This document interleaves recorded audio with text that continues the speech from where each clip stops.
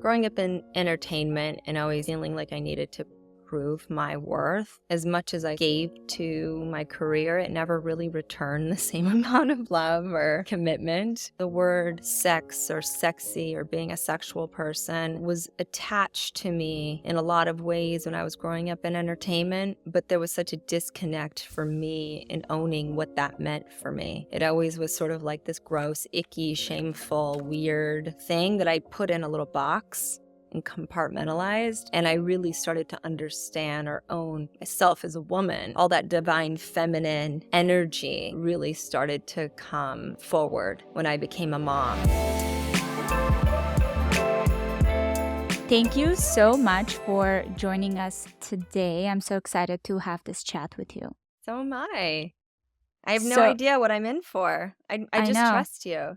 I didn't want to give you too much, because this is a very raw conversation between two mothers. So, yes, I'm Jessica Alba. I'm an entrepreneur. An actress. It's my side hustle. Used to be my main hustle. I have 3 kids. I like to cook.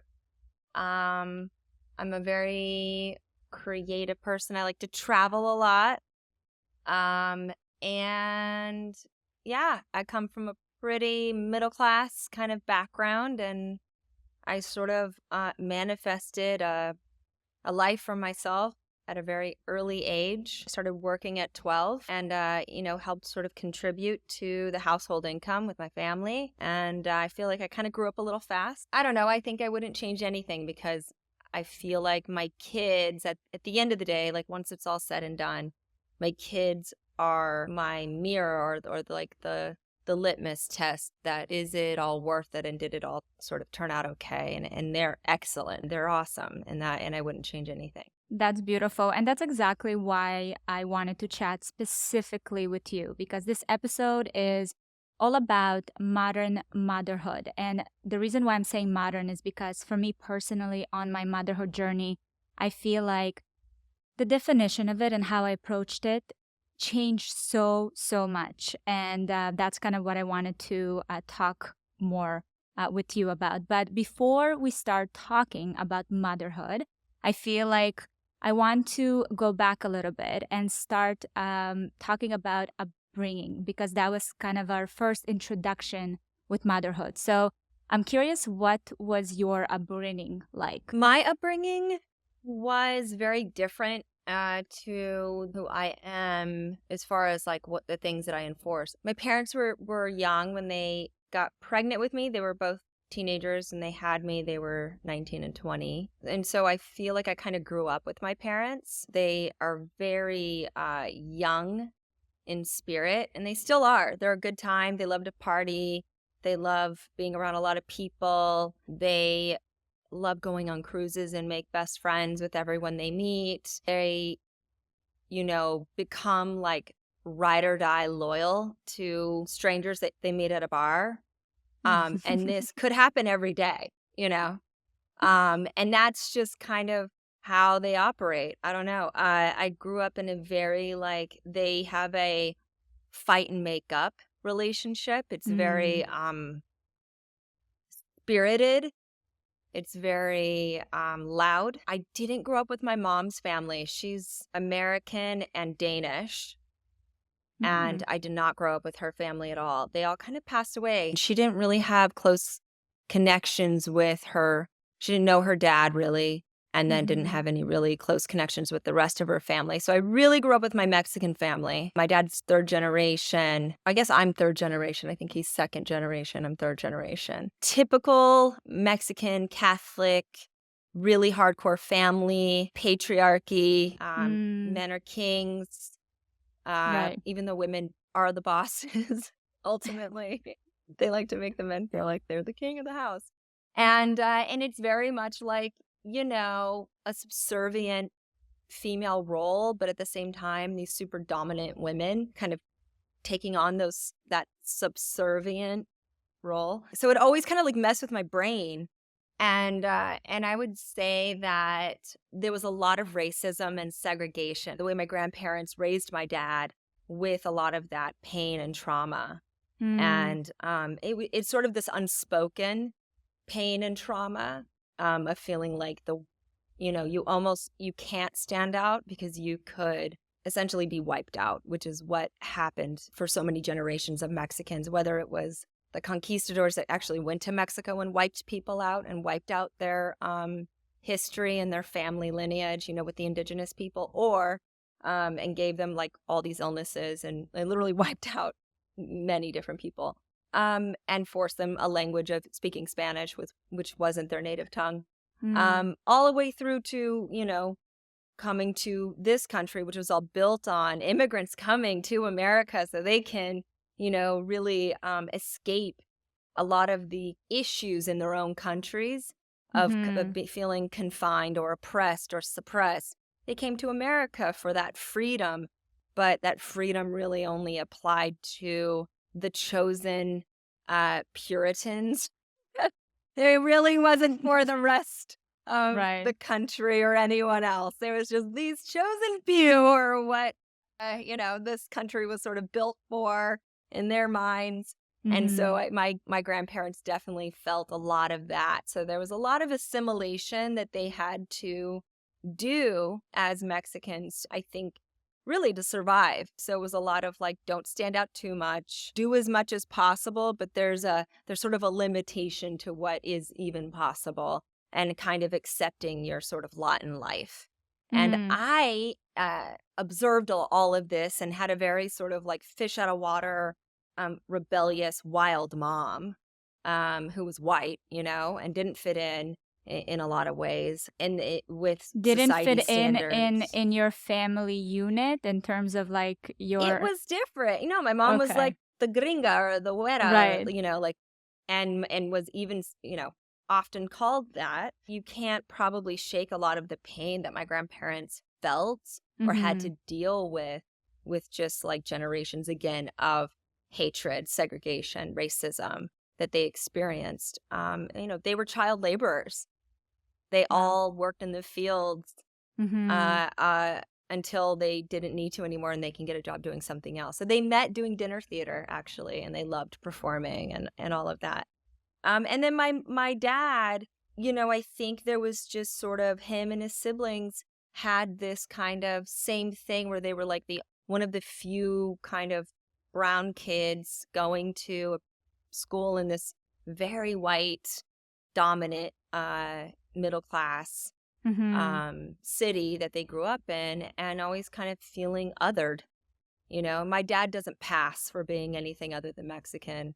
And I think, there is some trauma that he is now just starting to kind of deal with. So how did I grow up? I grew up with all that history on top of parents who were just hot mess teenagers that were just trying to have fun and accidentally got pregnant with me. I love it. It sounds like a great adventure. It was wild. And so I think at 12, when I like really wanted to figure out a path in life for myself and wanting to find independence, and I never really felt that comfortable in my family or with my family. Nothing against them, but they always felt like, I don't know, I felt like I didn't really fit in with them. I had very different ideas, and I didn't really subscribe to just settling for the lot in life I was handed. And I always felt like, why not try to be something else? And I didn't mind being different. That's so interesting, because that's kind of a great segue to where I want to go with motherhood. When coming out of that with all these emotions, all the trauma, from both sides, and having young parents. I relate to that because my mother had me when she was 19, got married at 18. So, we very much also grew up together. Yeah. And I had to leave, home early, and kind of started my own adult journey very early on. But the experience that you've had growing up with your parents and within that family unit, how did that shape your expectation for motherhood? I think it's interesting because I feel like I knew I always wanted to be a mom since I was a child. I was always very nurturing in a way, and always sort of like taking care of people, even my parents. I've always been taking care of everyone. And maybe I always was sort of like, in a way, I'm learning that I was maybe like the mother I always wanted, Mm-hmm. you know? And I'm kind of like learning or trying to unpack what that is. And I'm learning how to apply that not just to my kids, but to myself. Yeah. And that's my newest sort of piece of the journey. But I definitely wanted my kids to feel a connection to family because I did grow up with that. We had a really strong family unit. I grew up with that, and I loved it, even though it felt oppressive sometimes because they're very intense. Mm. But I do really think those family values of that ride or die mentality with for and with your family, and then I got to take the best parts of that and then expand it into my chosen family as Mm-hmm. well. I really bring in and have surrounded my kids with the chosen family, and we have that same loyalty, ride or die mentality. And then there's respect. I think I wanted my kids to always respect their elders. I don't care who somebody is or what they do. If they are older than you, they've gone through it. Mm-hmm. And as long as they're not mad disrespectful, you better be respectful. Like, I don't care. And Mm-hmm. so reinforcing that has always been really important to me. Were there any ideas or things you left behind, when you Yeah, entered into like I didn't, motherhood? Mm-hmm. yeah, I was like really big on routines Mm-hmm. with my kids and boundaries. And I didn't have a lot of that growing up. There weren't a lot of boundaries or routines. If there was like a cookout or a barbecue or like a family gathering, it was like family and friends and adults and kids. And when the adults got messy, the kids were always kind of there and Yeah. witnessing it. Where I'm like, all right, this is probably like if people are gonna be wilding out, I don't want my kids to see that. It's not Mm-hmm. appropriate for them to see that. And so like creating a safe space for my kids to just be able to be kids in a space that is separate from if I want to wild out with my friends, allow myself to do that, but not necessarily In always front of around the my children. kids. Yeah. And like what's appropriate and inappropriate. I'm really big on like trying to enforce those age appropriate Mm-hmm. boundaries, and that was something I didn't experience. And definitely the routines I I mean, don't recall a ton of same. routine and ritual in my life. It's Um, true. I always wonder, I mean, my kids, same as you, I do try very hard to create some kind of um, you know, uh, a routine for them, a game plan, so they know that it's like safe to be who they are and what they are, and know the guidelines. Because I feel like it can get. exactly. I remember as a child, I was very thrown off of like the situations I was in because I felt like I don't have the tools to digest it or understand it properly because I was still a child, but yet Or it cope. was in front of me. Yeah. Yeah, cope. So it Yeah. was very disorienting. So Same. I don't think I've ever thought about it, but now that you mention it, 100%. It's definitely something that I try to have for the kids to help them navigate through their own life. With your first child, how was the experience? Do you feel like you were able to bring to life all these ideas and, expectations that you had? It's interesting. I think I had so many kind of hang-ups growing up in entertainment and always kind of like feeling like I needed to prove my worth and Mm, prove myself, especially because like nobody looked like me in Hollywood. Nobody opened any doors for me. If anything, it was nothing but resistance. And even when I had my foot in the door, I still had to, I feel like, constantly validate myself and my existence. And I always felt little like I had that imposter syndrome. As much as I sort of like gave to my career, it never really returned the same amount of love or mm, commitment. I felt like I was kind of always like chasing something or scrambling and I couldn't get my feet underneath me. And I felt like when I became a mom, I finally felt grounded. I felt like I finally felt like I stood in my power and I understood what it meant to be a woman and what that energy was. The word sex or sexy or being a sexual person was attached to me in a lot of ways when I was growing up in entertainment, but there was such a disconnect for me in owning what that meant for me. It always was sort of like this Mm, gross, icky, shameful, weird, bizarre thing that I put in a little box and compartmentalized as like, okay, this is just how they sell stuff, and I'm part of selling something. But right. it's not who I really am. And I really started to understand or own myself as a woman and everything, all that divine feminine energy Mm-hmm. really started to come forward when I became a mom. So I think I was just experiencing that along with wanting to protect my daughter from as much as possible. And in that journey, I really thought about my legacy and I thought about what can I do with this thing that I've dedicated so much of my life to, entertainment, and this relationship I have with media Mm-hmm. and all of that. But then, being this sort of like living in a fishbowl 'cause at the time, I was being chased by paparazzi every day, all day long. Nothing was private. Everything was tabloid fodder. At any moment, they were trying to find a moment for me to fall on my face so I can be a headline, and always feeling kind of preyed on. And it sounds like, oh, boo-hoo, your life, blah, blah, blah. I can see how cynical people can be about it, but that's not why I didn't get into this business to be famous. Right. I don't care about that piece of it. I genuinely don't. Some people do. That's fine. That's their bag. Mm-hmm. I love being somebody else. And for me, that was what drew me to this business. So dealing with all the other stuff was really difficult for my mental health, for all the things. And when I became a mom and I really started to think about, hey, the health and well-being of my kid, but then the health and well-being of all kids, but then the health and well-being of all people, how can I possibly try and put something, what's my purpose? Right. And that's when I created my business. And my business is called The Honest Company, and my daughter's name is Honor.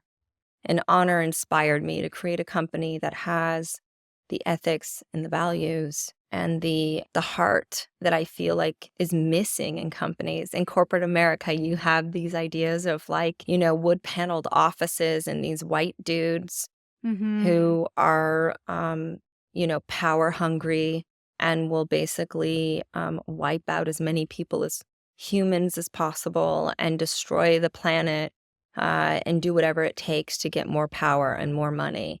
And it is a stereotype, but a lot of it does ring true because it's hard for people who don't look or feel like you to have the type of empathy to consider you.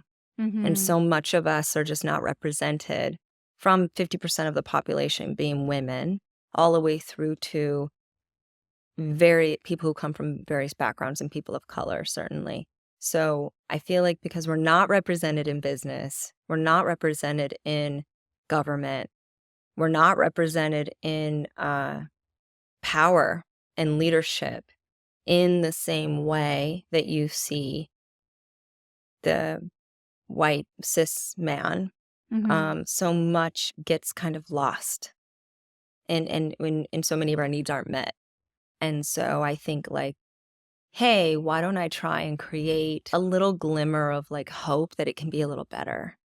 And so that's why I created Honest. It's so amazing because I wanted to talk a little bit about my own personal experience when I became a mother for the first time. It's beautiful to hear your journey. I felt I had the complete opposite kind of journey because it sounded like you found your identity while I struggled a bit with losing my identity when I became a mother for the first time. I had my first when I was 22, so I don't even know what identity I'm speaking of exactly that I lost because 22, I don't even know what that is. But it was a bit it was interesting. Like I didn't realize that I was mourning a little bit. It was a bit of a grief period for me to understand that I'm at this other stage in my life. Did you experience any of that? I did. Yeah, because I Mm. I hel I had this other persona or person Mm-hmm. who's naturally, I don't think we wanna be narcissists, but you kind of are. The natural state of not having to really think about anyone keeping anyone else alive is what Mm-hmm. what you feel before you have kids. I would say it took me a full year to transition from the old me had to die, and Mm-hmm. for there to be, like, the seed, that was sort of, like, put into the ground and then the flower starting to bloom. I didn't see the bud of the flower maybe until a year after I had Honor. So, yeah, I was upside down, I was crying, I was sweating, I was leaking, Mm-hmm. I Oh mean, all the man. things that happen to Ooh, your body. just had like And a I whole also felt, you know? yeah. And doesn't it feel like there's a hostile takeover? Like, I felt like my body was, like, taken over by this alien that was just, like, feeding off of me and sucking the life out of me, Yes, and it literally. literally kind of is. It was very, and that's something that when I was trying to look for answers or support or understanding of what's going on with me, it was actually difficult for me to find these conversations about like grieving your old self. Even speaking to my Mm, mom, she didn't really knew how to articulate it, and I mean, she dealt it in her own way, which I didn't want to deal it in that way. mm, And I just really couldn't figure out what's going on with me. So whenever I had friends that were talking to me, if they were like planning on having kids or were just, pregnant and I already had my first, they're like, so you right away felt like a mother, you right away felt like, and I was like, no, I did no. not. It took me a You feel while. wild. Yeah, I remember when Jake was born and I was like holding him, this newborn, this thing just came out of me and I was so scared. I was like, I do not feel this crazy like motherly instinct kicking in. I have no idea what I'm doing. Please don't send me home because I can't. I know. Leave me here. So that was just the first couple of days of giving birth, but then Mhm. also the following year, it also took me about a year to just kind of Yeah. realize, okay, things are different now. I'm someone else. I have Mhm. this new identity inside of me, and I have to surrender to it rather than fight it. Because again, culturally, I feel like maybe in society, the same way we have this like bounce back mentality physically, we very much have that bounce back mentality mentally. Mentally, yeah, you're right. And that Yeah, was I was not okay, mhm. for the first year, but it was interesting because you're right, no one really talks about the death of your old self and the birth of a new self, Mhm. and that's a real metamorphosis, like, it's real. I felt like I had family, like, with her, with Honor, and with Cash. I was like, "Oh my god, I finally feel like I have this thing that I've been searching for, like home, in Mhm. a way." And I don't wanna say that to hurt my parents' feelings, but I just always felt I didn't belong or something. I didn't feel like I was part of their thing. Mhm. Um, and I was always sort of like it didn't feel like my tribe, but with Honor, I finally felt like, "Oh, this is," and with Cash, I was like, these are my people." Yeah. And, I did feel a tremendous sense of responsibility, and that was scary because That she really relied on me to be alive, and it yeah. was gonna be really clear if I wasn't doing a good job. Mm. It was and it was gonna be like I couldn't even think about it, and so that was terrifying. How am I gonna keep this person alive? It's funny because I mean, we planned our second one, but I didn't think too much about it. I feel like my first was 10 months old and I was like, "Okay, let's just do it." Without thinking what it, entails having another So human. close. It's very close. What the hell I was thinking, I do not know. I mean, I'm No extremely idea. grateful now because now they're like two peas in a pod and Yeah. it's easier for us now, but it was kind of crazy. And I feel like I was also in this still trying to figure out my identity because something that Mhm. happened to me, and I don't know if you've experienced that, but something that happened to me was once I realized, okay, I'm a mother, I also didn't necessarily want to throw myself completely into it because I saw some people around me that moved from their own self-definition to completely identifying with motherhood. And I just felt like, whoa, I feel like they lost themselves in that a little bit, you know? Mm, So yeah. here's me, like barely trying to get my brain to work to understand that, okay, I have all these responsibilities and I'm a mother. And now here's a second one coming on the way. But yet I don't Right. want to fully identify with just that one thing. And it made me feel like a really bad mom. It made me feel like something's wrong with me. Like, why is this not the reason I exist? Why is it not my whole being? Um, Yeah. did you have any of those kind of thoughts, or maybe not? Maybe it was just me. I'm okay at this point to be the crazy one. I think it's actually unhealthy to completely lose yourself in one thing. I think we're meant to be dimensional and Mm-hmm. multifaceted. And I think we're meant to have more than one person in our life, more than one relationship in our life to create some kind of balance, because one thing isn't going to fill every piece of you up. Your relationship with your husband gives you something that your relationship with, frankly, each kid gives you something else. Your relationships with your homegirls, whoever it is, Mm-hmm.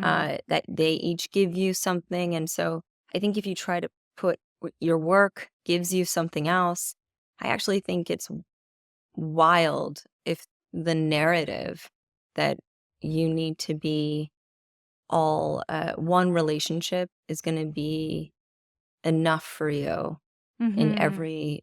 every way, and whether that is a relationship with a partner or a kid or all of your kids or work or a friendship. So I think it's the most sacred relationship really should be with yourself. Yeah. I think we're definitely doing ourselves a disservice trying to, I mean, I myself experienced it, trying to make that one relationship be so perfect because you are it now. This is your identity. If it's motherhood, and I think this is how you kind of get into this like helicopter parenting or being this overburden of a partner, because you just Mm. try to be Or too much of a mom, 120. like, yeah, Exactly. Right. it's, You're like, too trying to do much, you the don't let them most. breathe. Yeah, you don't So let it's them like we're breathe, and then they can't sabotaging experience. ourselves. We're sabotaging ourselves either way. Them. Yeah, And them, it's obviously, as a true. result. Yeah, but there is a lot of, like, judgy stuff out there that makes you feel like you need to be completely immersed Mm-hmm. in motherhood, and I think that motherhood to me is one piece, but it's not all of it. If my heart was walking around outside of my body, it is all three of my kids. That's the truth. Mm-hmm. Mm-hmm. Um, and that will always be, but I still have like other organs. Right. I love that. When did that realization come to you? I mean, it sounds like you are very aware of this, you know, that that right place for you in terms of identity to be dimensional and to have all these different things going for you. Did you just know it No, it's right learning away? Like along the what was way. I think it's learning along the way and experiencing pain and mm-hmm. unpacking a lot of my hangups and my lessons and my what I identify as like trauma. Now I look at as blessings. Um, things that were the resistance and the contrast that I experienced through my life in order for me to come out the other side and be who I am. And so little of it, it feels like you're always trying to move towards a goal, but so little of life is about the goal and it's actually all about the journey. Mm-hmm. And it's like, how are you going to operate inside of the hardest, most difficult, most challenging times is really who you are as a person. It's like, Mm-hmm. you know how good your marriage is when shit hits the fan Yeah. and the world is like falling apart around you. Mm-hmm. And that's when you really know how good your marriage is. It's not when you guys are like, you know, shitting rainbows before you Right. have kids and going out and living your very best life. Right. Sorry, that's not it. I It's when know. you haven't slept and you're leaking. and you don't feel like yourself and you haven't put on real clothes in 4 days. That's where the magic is. That's the magic. That's when you really know what your relationship's made of. When I think I read that book. I read Eckhart Tolle, New Earth, when I had Oh, already yeah. Jake and Ben. And I remember I read this one chapter that was talking about roles. And he was talking about all these things that we do, like motherhood and being a wife or, in a workplace, all these things. And he showcased them as roles. These are roles that you're playing. This is not your identity. This is not who you are. It's part of who you are, but it is going to be times where it's going to be the end of that role, right? Like even with parenting. I mean, you'll always be a parent, but at some point it's going to evolve into something different. And the same thing The is a roles and clear responsibilities change over ex- time. Like exactly, that right? role. And I mean, Yeah, it's true. we hear, I mean, I have friends that are now empty nesters, and Mm. it's very difficult for them because you can see how that was such a huge part of their identity, and it's very difficult for them to go past it, right? So when I read that Mm. chapter and I started looking at my life and all the things that I do and all these blessings and opportunities that I have, um, and started looking at them as roles, it just became so much better and more rewarding, and I feel like I'm more present in them. Because you had almost like a context, like you can see it from this like bird's eye view versus just like being get inside of lost it in every it. time. Exactly. Like Yeah. drown in it, Mhm. you know? Yeah. Yeah, So yeah, yeah. even in the hardest times with the kids, I was just like, I'm in my role now. Like this is the bulk of it, right? This is like the defining moments. And at some Mm. point I'm gonna be out of it, and my role is gonna be different towards them. And Right. it was such a like awakening for me as a human as a whole, but like also as Mhm. a mother. I started approaching my children in a different way. I Um, love that. yeah, that was Yeah. I wish that I had the ability to like, because I read things like that and I hear it and it lasts for like maybe 25 minutes, 30 minutes max. And then I quickly forget about it and I have to learn that damn lesson again. My grandfather would always say, like, you're gonna look up 5 years from now Mhm. and you're just not gonna care. He's like, think about 5 years ago. What was your favorite song? What was your favorite this? What did you love? Like what did you if you look around at your life, like what mattered to you the most 5 years ago? And he told me this when I was going through like I had a crush on a boy Mhm. and he decided he wanted to be with someone else and you know, and he was like 5 years ago, what was the most important thing? And then think about that 5 years from now. And he's like time always heals. Mm. Time is the best healer. And I was like, "Oh, yeah." I had to learn that one a few times, but it sounds a lot like the Eckhart Tolle, Yeah. So philosophy of like do you go back to that in times of like when you yeah. sink too deep? Yeah. Just like 5 years from now. Yeah, it's like 5 years from now, this is all gonna just be really different in this you're not you there's no way you're gonna be in the same place and this same thing is gonna affect you in the same way. And so it just Mhm. kind of allows you to kind of move past stuff that feels endless. Mhm. Like sleepless nights when you have a baby. Oh man. Oh yeah. I Or you're definitely drowning envisioned in 5 years from, diapers. yeah.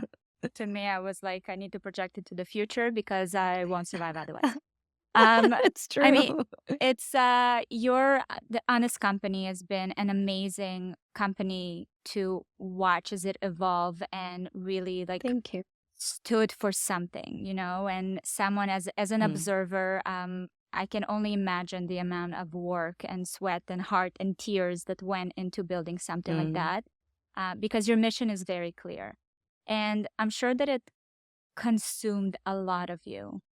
mhm, How did that play a role, building something like that, simultaneously raising kids, mhm. having, a relationship with a husband you would like to stay with forever, maintaining a Yeah. household, all the things. How did all these And roles play for you? my husband started his business at the same time. So we were Oh, both wow. building our businesses from scratch. at the same time while having little kids. And it was interesting. I mean, it's my kid, it's my child. I put Mm-hmm. as much love and sweat and all the things into it. And so every decision matters to me a little bit more. And it allows me to have some grace with myself when people are like, why do you care so much about every little detail? Or, you're really scary and intense, every time because everything matters. And I'm like, it's literally, I care about this like I care about my child. Like I birthed Mm-hmm. this idea. I brought on the people and asked them to join me to be my co-founders, you know? Mm-hmm. Like this idea started with a lot of mood boards and then evolved into scrapbooks and then evolved to business decks and then evolved from like really fat business decks to really lean ones and then, you know, Mm-hmm. iterated and iterated and iterated along the way. So, yeah, I care about it all. It is not easy. It's also like if you think of a 10 or 11-year-old kid, how much do they really know about the world? Where are they in their life? And the business is only 11 years old. So Wow. we're learning and evolving and growing as we should. And I appreciate businesses that have been around for 100+ years, which are pretty much every other business that's in our category that's meaningful at the scale that we're at. And so Mm-hmm. it helps me, again, give myself grace when I'm like, why are we not like this? Or why isn't this happening? And they had to figure out all that stuff to get to where they're at.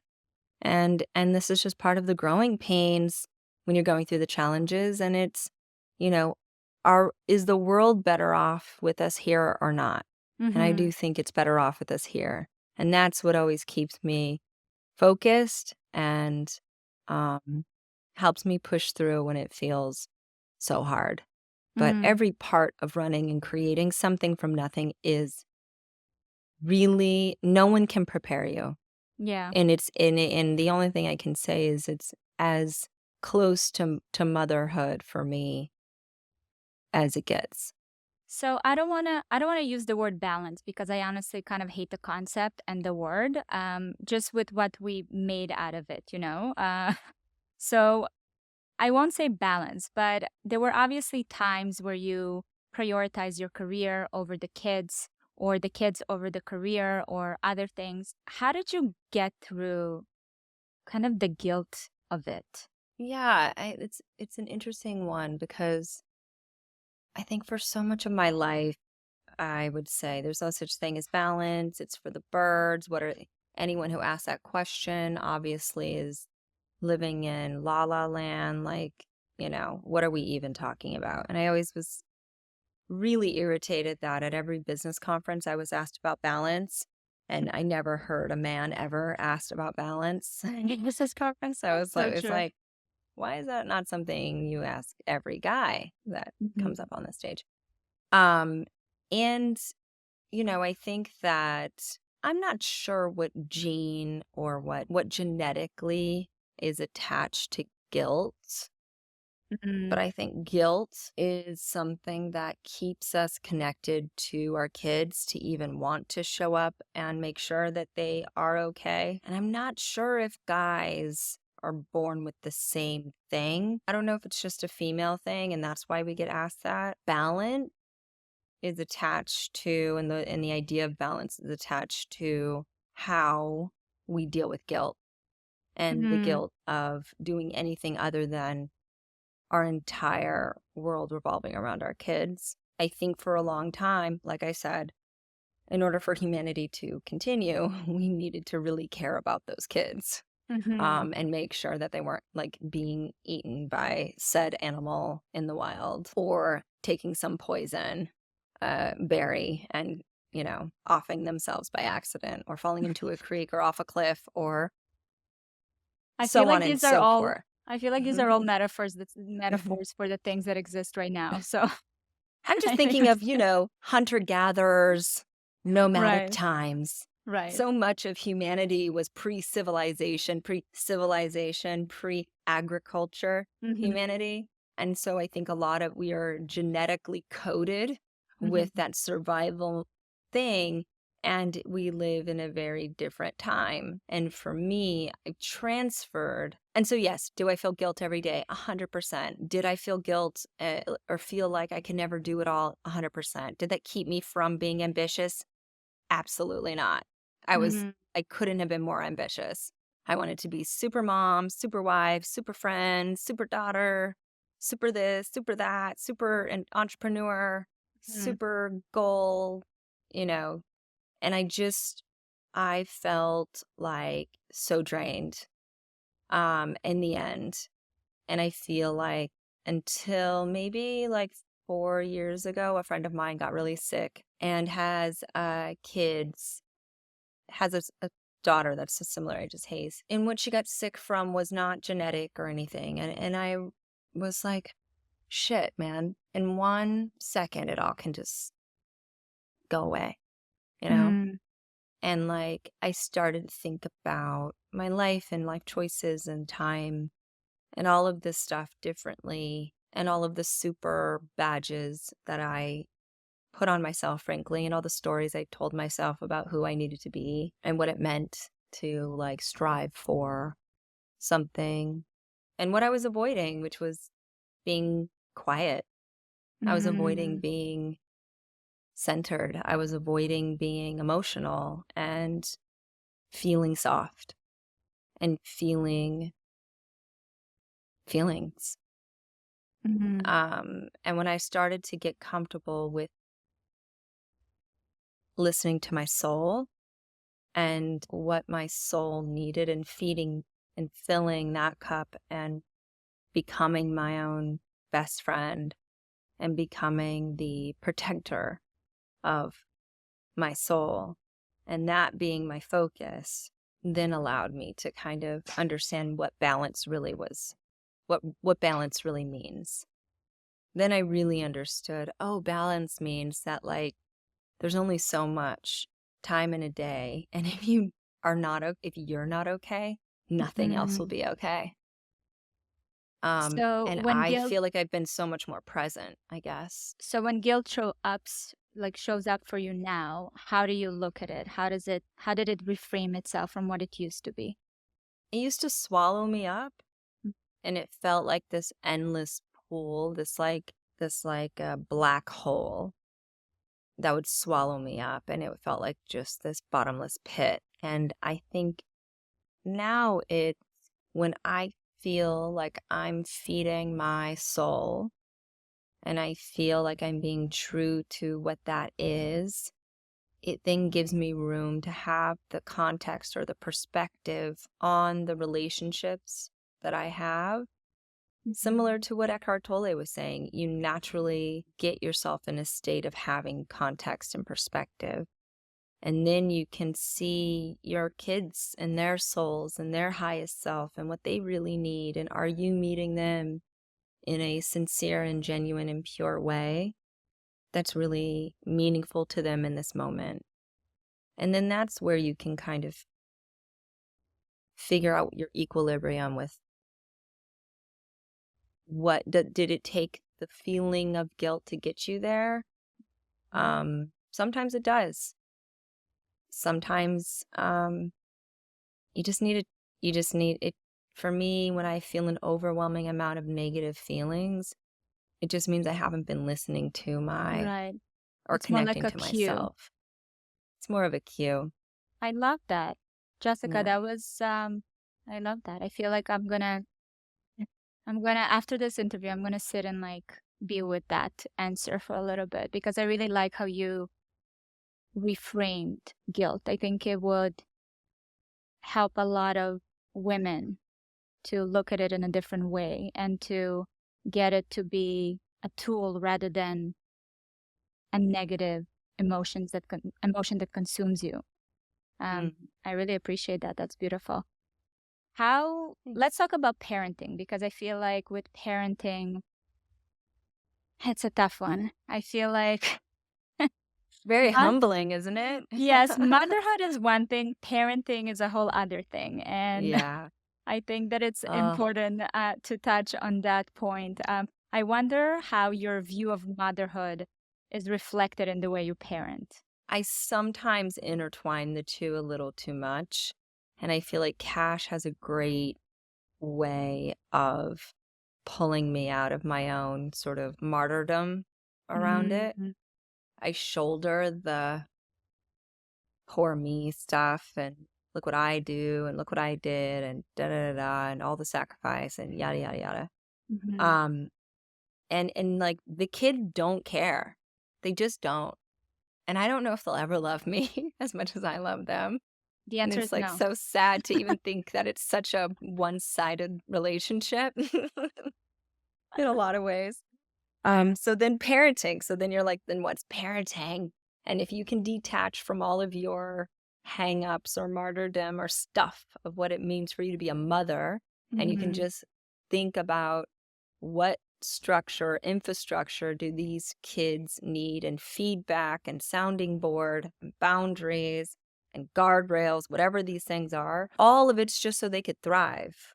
Right. And what does thriving mean, or what does thriving look like? And for me, when I see my kids not being self-aware with a joy that feels almost like a reckless abandon, just a completely true intuitive self. Like when they feel like it's time to cry because this thing upsets them and they cry, or when they feel like just Mm-hmm. giggling and laughing, they just laugh. And when they feel like just taking a nap or resting or sitting in the sun, they do that. Or when they feel like skipping, they do that. And when they feel like they are in the zone, we're in the flow. I don't know how else to describe it. That's when I know they're okay. My parenting is just meant to try and help give them as much space so that can exist for as long as possible, and for them Mm-hmm. to stay tapped into that, being almost like at one with themselves and with nature and life, so they can just be. And that's, I think, is where that separation or that evolution of roles happen, right? Like when we move from motherhood to parenthood in a way, because Mhm. I saw this like TikTok and I felt like in a very silly way, it really encapsulated like what this topic is about. There was like three kids or four kids, and the mom was like touching the head of each of them. And it says how motherhood goes. So it goes from like mommy to mama to mom to bra, you know? So it's obviously very simplistic, but that's kind of the Oh my God, evolution from yeah, that's motherhood to funny. parenting, right? Because it's Yeah, it's so when they're funny. so little, it's all about like mommy, and that it's really like that nurturing, that Mm, completely taking care of, the mama bear energy. But as they get older, if we continue with that, we're kind of giving them a disservice in a way, and mm, we need to start giving them tools. And my biggest right? teacher with that is honestly my husband, because he has, I don't know if it's all men, but my man has a very great way of just looking at things in such a simple way. And I remember we had a Same little with bit of mine. a, yeah, right. It's Mhm. thank God that he's there, because we had a little disagreement about an incident that we had with the kids and how we kind of went about it. Felt like I was talking with like my mother mind and my mother, heart. And I was like, you were too harsh. You were doing this and you were doing that. And I don't agree with that. And Gary said, Valeria, I don't need them to love me. What I need them is to have the tools to grow up in this world and to be able to survive and thrive. So the need for them to, confess this unwavering love from me it's not a requirement. And when they get older, they'll understand that what I did now served them more than if I would have cuddled them. And I Mm, kind of resented him for a bit. And then when I went away and sat with it and, had a minute, I was like, oh my God, we graduated to the next stage of parenting. Like, this is it. This is the next level, right?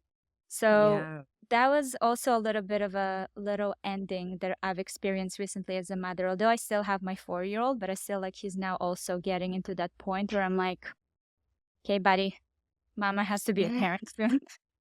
Yeah, I think it's interesting because I feel like there's still moments of softness and cuddling, and Yeah. my kids, my 14-year-old who's, she's 5'9" and a half, like she's tall and she's big and she's like a person in the world and all the things.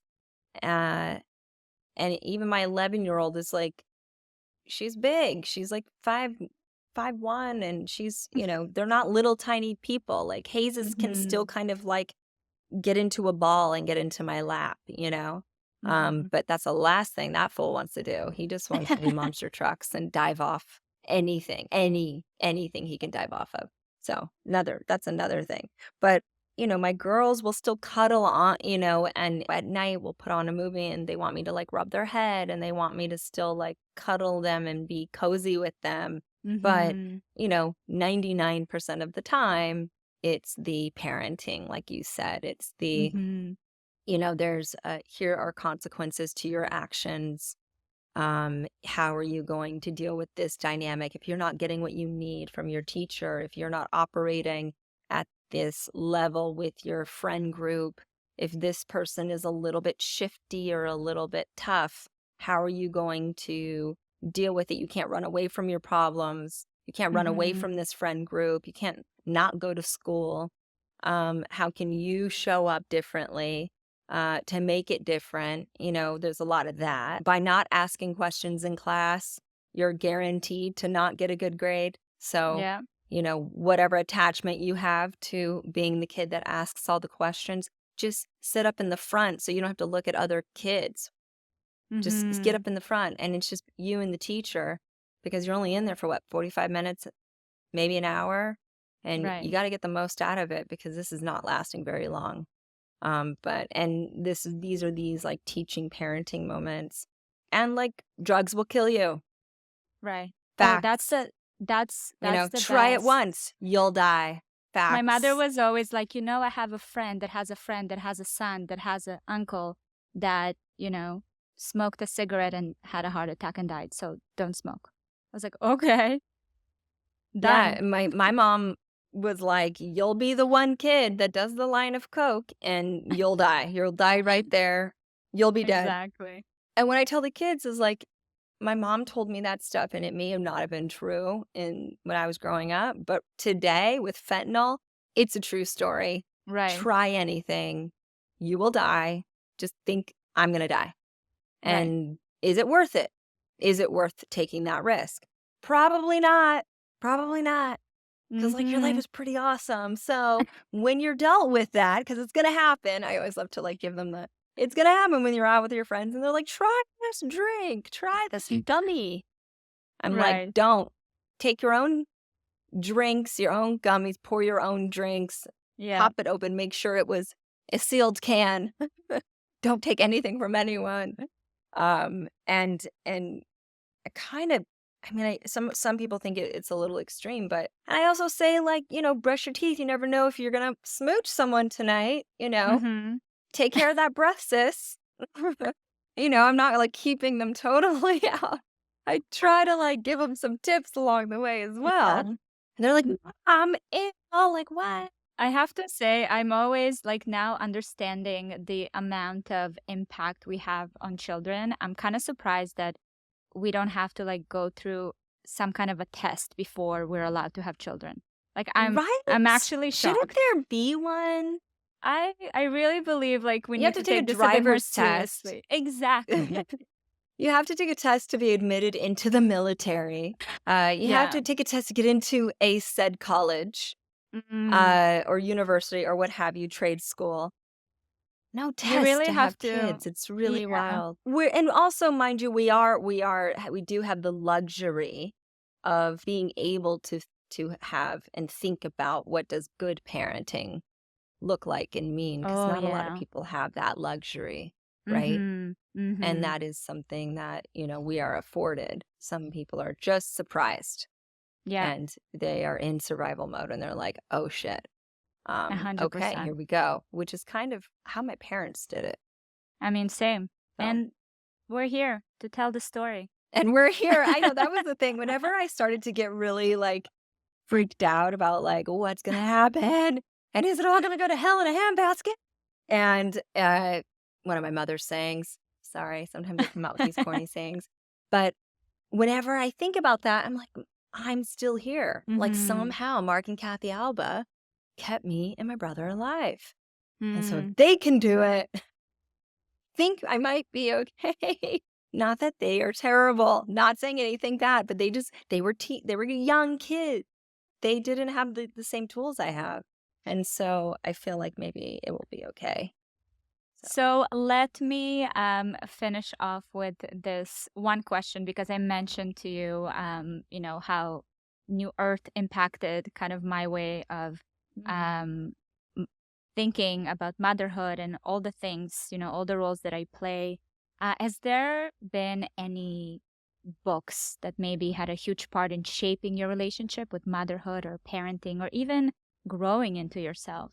One of my first really impactful books like that was The Four Agreements. That's a great book. Well, 1984 was one. That one I read when I was like 13. Bob Dylan's Book of Poems, another one, and The Four Agreements. That would like sum up my teenage self. And then this book called Metamorphosis, Frank Kafka's Metamorphosis. A lot these about like existentialism. But this is where my brain was like as a young person. And those books in one form or fashion helped me, I think, pull my head out of my ass, so to say. Have a context around systems and structures and dynamics, and then really understand. Certainly the Four Agreements help me understand the soul, the stories that we're told, that we don't need to always subscribe to, or the roles that we play, and the expectations that we create for ourselves, again, that don't always serve us, and how ultimately we are the masters of our own reality, and we can choose to do with it as we will. Yeah, I would say The Four Agreements was, and still is, it's a nice one because it's just short and sweet and just gets right to it. Right. Just gets right to it. It's one of those books you go back to all the time, and you're like, oh yeah, that one. There's always something new, There's something like, I knew that, but hey, there's this one something there, a new information. Sure.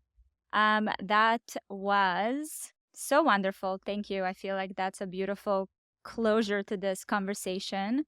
Yeah, follow me on Instagram under my name, TikTok. I actually did an unscripted show with my BFF Lizzie Mathis called Honest Renovations, and it's for Roku. And we really transform some amazing families' lives with, updating and renovating spaces in their homes. And they're all going through a parenting conundrum that we get to help solve through these renovations.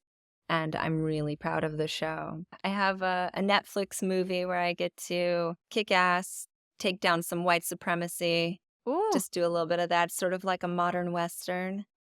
And that was really fun to do. The director, she's an Indonesian filmmaker. Her name's Muli. And I had a great time on that. Check out honest.com. We always have amazing products that we're launching. And yeah, that's it. Thank you so much for having me. That's it. I love this. And next time that I'm in Miami, I'm going to hit you up. Yes, now I know where you are, sis. Exactly. I'm here. I'm not going anywhere. Thank you so much for joining me today, Jessica. Thank you for having me. Bye. Bye. Thank you so much for watching this episode. I hope you enjoyed it. Don't miss my newest episode right here. And if you're listening to the podcast on Apple or Spotify, please go and leave a review with your biggest takeaway. I love reading your thoughts. And if you have any suggestions for guests or topics, you can leave them in the comment section. And always remember, you are not alone.